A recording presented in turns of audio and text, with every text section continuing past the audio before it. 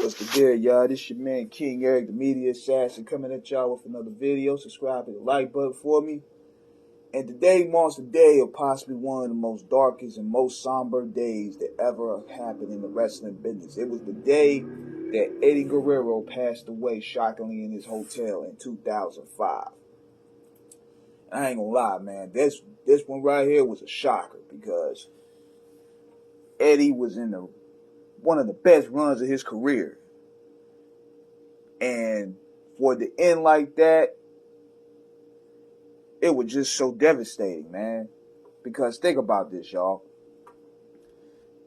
Eddie, when he turned heel in 2005 against Rey Mysterio, that was one of the dopest runs I've seen. See, this was so dope about Eddie Guerrero. Was Eddie Guerrero knew how to be the sympathetic baby face.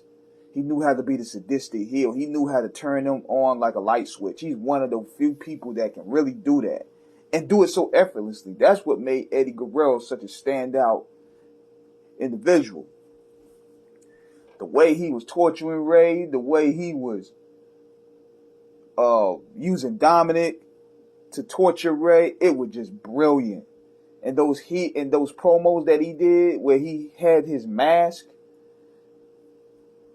See, they built that thing up perfectly. Eddie and Ray would have their matches. Eddie would be close to beating him, but Ray would always get the W. And he snapped one day and just destroyed Ray. Left him bloody in his own mask. And see, one thing for sure about Eddie, he knew how to read the crowd. He understood ring psychology. He knew how to do high flying. He knew how to mix. He was just like the perfect wrestler to me. And when he won the title in 2004, man, that was a beautiful moment right there. Because knowing what he'd been through, the near-death experiences at that time,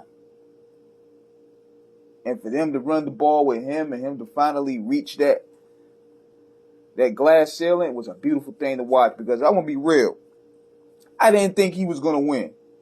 I thought they was going to do a situation where he was going to come close, but I knew at that time they were so high on Brock Lesnar, they won't go let Lesnar take no L to no smaller guy.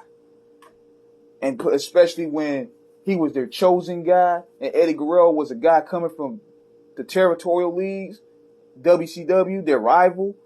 Then he was small. I was like, man, Vince ain't gonna do that shit. But come to find out, Goldberg interfered in the match. Eddie wins.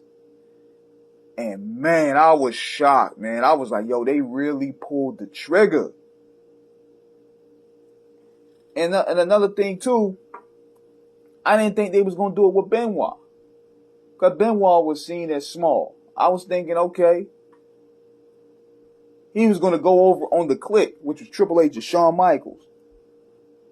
And he beat both of them twice. I was like, yo, what is going on in WWE? I'm guessing what it is, Vince is he was giving those guys their flowers because they've been through a lot in WCW. They worked their asses off. In the WWE, they didn't complain. Even when Eddie got fired, he took it like a man and came back. He worked the tag division with Chavo, with the Los Guerreros. Then they evolved into the solo gig, and that rest was history. But one of my favorite matches from Eddie Guerrero was the one he did with JBL. That Texas boy, it was the one on Judgment Day. Oh man, that was a straight blood fest right there. Of course, you have the one with Rey Mysterio in 1997 Halloween Havoc. That's one of my favorites.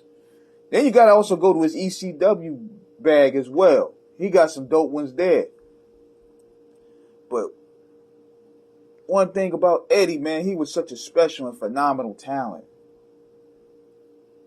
And he was a draw. He drew that Spanish audience.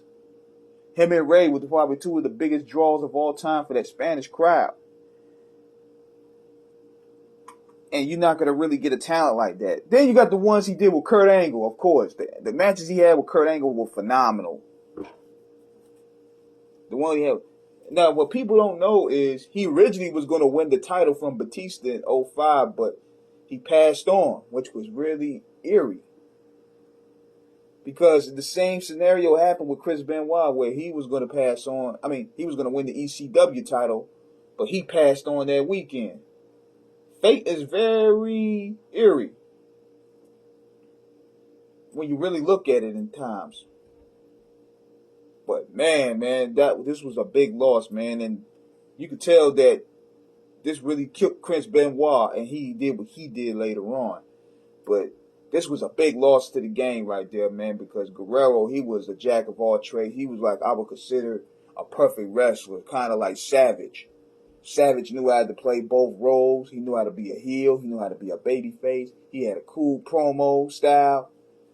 He was relatable to the audience because Guerrero wasn't the biggest guy in the world. He wasn't the strongest guy in the world, but he had heart. And he had that Latino temper, man, because, people got that temper. And you also could see that in the Royal Rumble match with Chavo, where I wanted to see him beat the dog shit out of Chavo Guerrero, because Chavo disrespected Eddie for a whole 2 months.